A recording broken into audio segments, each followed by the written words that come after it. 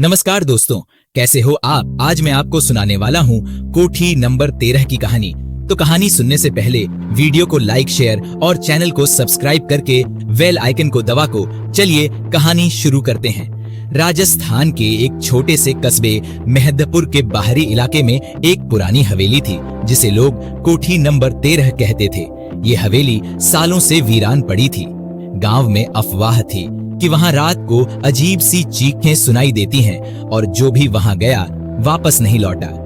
कहानी की शुरुआत होती है आरव, एक 28 वर्षीय पत्रकार से, जो मुंबई से मेहंदपुर एक विशेष रिपोर्ट के लिए आया था। उसका मकसद था कोठी नंबर 13 के पीछे छिपे रहस्य को उजागर करना। गांव के बुजुर्गों ने उसे चेताया, बेटा वहां मत जाना, वहां आत्माएं भटकती हैं। लेकिन आरव साहसी था, उसे अंधविश्वास पर विश्वास नहीं था। रात के करीब 9 बजे आरव अपने कैमरे, टॉर्च और रिकॉर्डर के साथ हवेली पहुंचा। हवेली सच में डरावनी थी। दीवारों पर फफूंद, जाले और अजीब सी बदबू। दरवाजा खुद ब खुद चरमरा कर खुल गया। वो अंदर गया और चारों ओर रिकॉर्डिंग शुरू की। अचानक एक कमरे से किसी बच्चे के रोने की आवाज आई। आरव डरते हुए उस कमरे की ओर बढ़ा। वहां कोई नहीं था, बस एक पुरानी लकड़ी की घोड़े जैसी झूले वाली खिलौना कुर्सी हिल रही थी अपने आप। उसी कमरे में उसे एक पुराना रजिस्टर मिला। उस पर लिखा था डॉ वर्मा 1936। आरव ने रजिस्टर पढ़ना शुरू किया।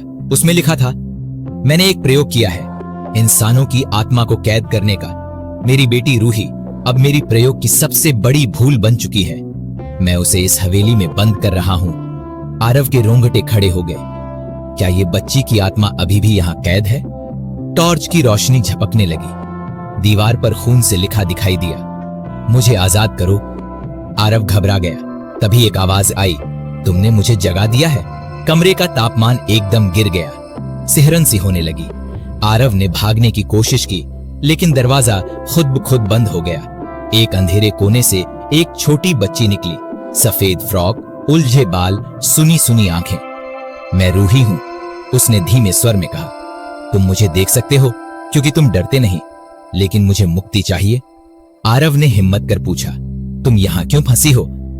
रूही ने बताया कि उसके पिता डॉक्टर वर्मा एक सन की वैज्ञानिक थे। उन्होंने अमृता का रहस्य जानने के लिए प्रयोग किए और गलती से रूही की आत्मा को एक दर्पण में कैद कर दिया था। तब से वह आत्मा हवेली में भटक रही है।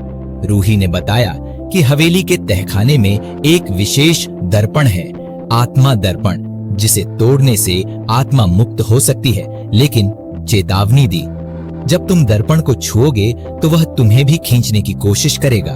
आरव तैयार था।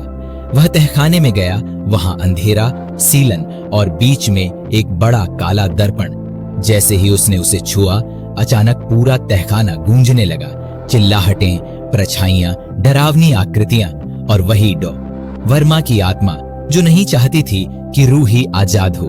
आरव ने दर्पण तोड़ने की कोशिश की, लेकिन एक शक्ति उसे पीछे खींच रही थी। तभी रूही की आत्मा प्रकट हुई और बोली, पापा मुझे जाने दो। डॉक्टर वर्मा की आत्मा चिल्लाई, नहीं। लेकिन उस क्षण आरव ने पूरा बल लगाकर दर्पण को एक पत्थर से तोड़ दिया। दर्पण टूटते ही हवेली कांप उठी, जैसे सब कुछ खत्म हो रहा हो। एक रोशनी की चमक में रूही की आत्मा मुस्कुराते हुए गायब हो गई। हवेली की दीवारें दरकने लगीं। अगले दिन गांव वाले देखने पहुंचे। हवेली पूरी तरह ध्वस्त हो चुकी थी, लेकिन आरव बेहोश अवस्था में बाहर पड़ा था। उसे गांव वालों ने अस्पताल पहुंचाया। होश में आने पर उसने सब बताया, लेकिन कोई उसकी बात पर यकीन नहीं कर पाया। सिर्फ एक चीज ने उसकी बात की पुष्टि की, वो टूटा हुआ दर्पण जो उसके बैग में था। आज भी लोग कहते हैं कि कोठी नंबर 13 का रहस्य कभी पूरी तरह सुलझा नहीं, और जो दर्पण टूटा था उसका एक टुकड़ा आज भी आरव के पास है, और कभी कभी उस टुकड़े में रूही की झलक दिखती है। तो दोस्तों, अगर आपको ये कहानी अच्छी लगी तो जल्दी से इसको लाइक कर दो और चैनल को सब्सक्राइब करके बेल आइकन को दबा लो और वीडियो को अपने दोस्तों में शेयर कर दो।